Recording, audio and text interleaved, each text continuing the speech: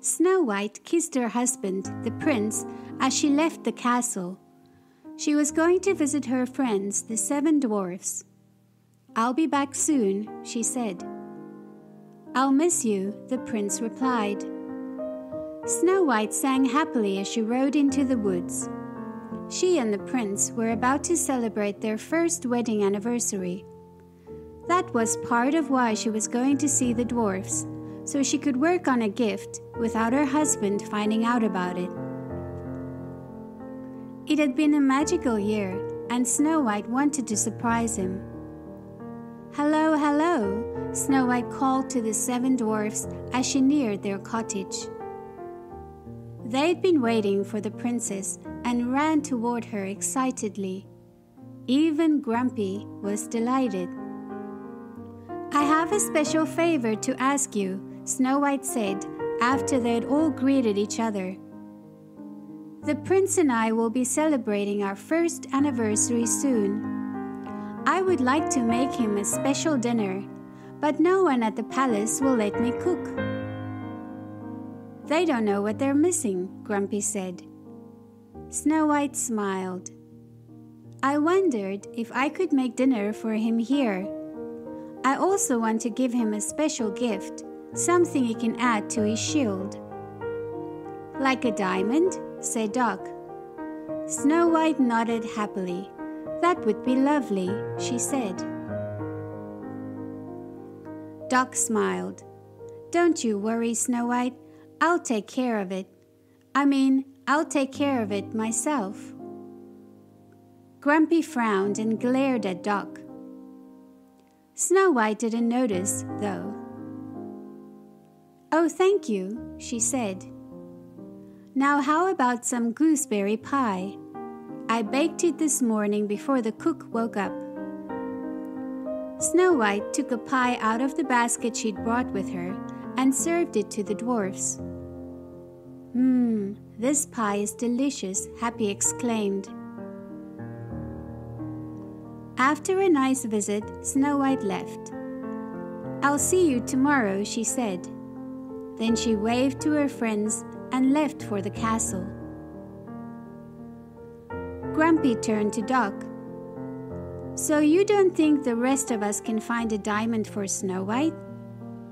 You didn't even offer to let us help." "We'll see about that." He stomped off by himself. All night long, Grumpy planned which part of the mine he would search to find the perfect diamond to give to Snow White. He stayed up so late thinking about it that he overslept. By the time he woke up, the other dwarfs had already left. "Dag nabbit!" shouted Grumpy.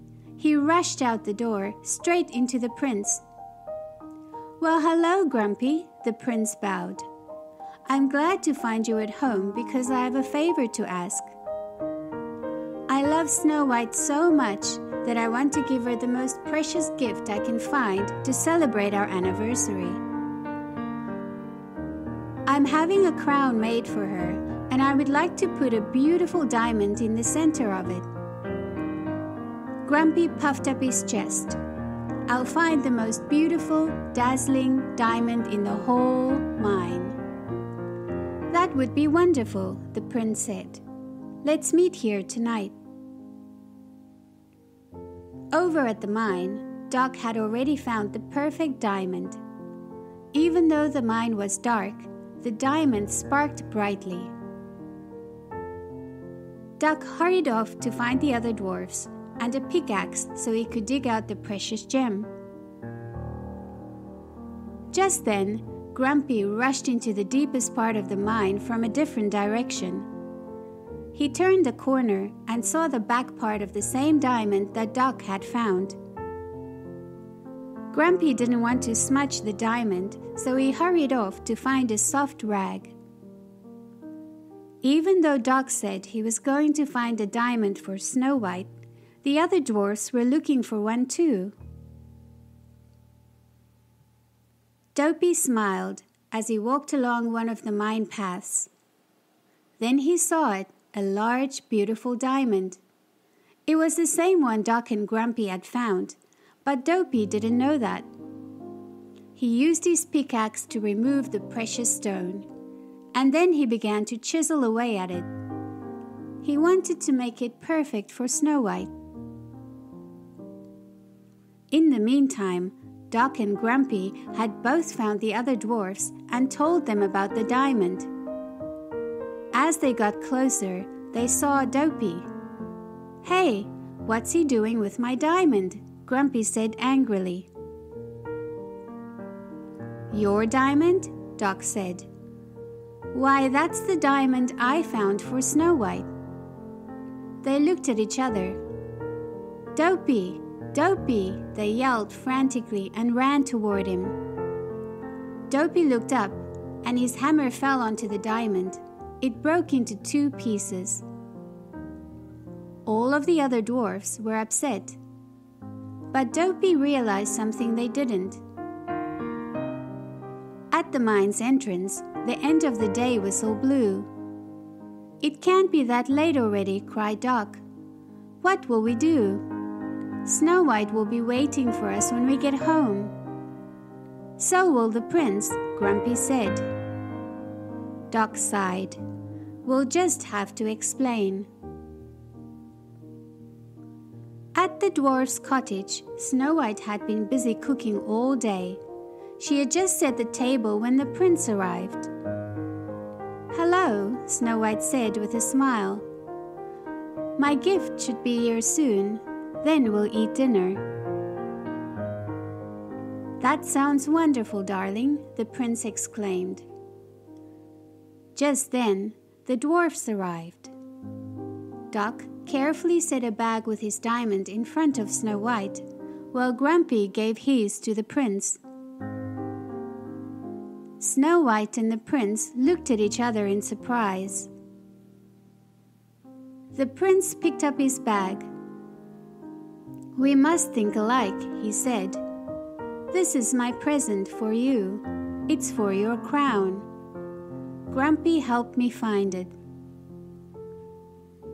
Grumpy crumpled his cap and looked down at his shoes. He wished that he'd found a better gift for the princess. "Oh, darling," Snow White said to the prince as she held up the broken diamond. "How unusual." "Yes," said the prince, disappointed. "Unusual." "And I have something for you." Snow White beamed as she handed the prince her bag. The prince opened the bag and pulled out the other part of the diamond. "Oh my," said Snow White in surprise. The prince squeezed Snow White's hand. "It's beautiful, my dear, because it is from you," he said. Dopey came over to the table and pointed to Snow White's diamond and the prince's diamond. "Yes, they are beautiful, Dopey," said Snow White. She patted his arm. Dopey shook his head and pointed to each of the pieces again. "I'm sorry," said the prince. "I don't understand, Dopey." As the prince and Snow White watched, Dopey joined the 2 separate pieces together. "Oh, look," Snow White exclaimed. "It's a heart." The diamonds are just like us, 2 halves that are perfect together. "You're right," the prince exclaimed. The next night, at the anniversary ball, Snow White and the prince danced happily while the diamond heart sparkled nearby. It would always remind the prince and princess of their wonderful first anniversary. The end.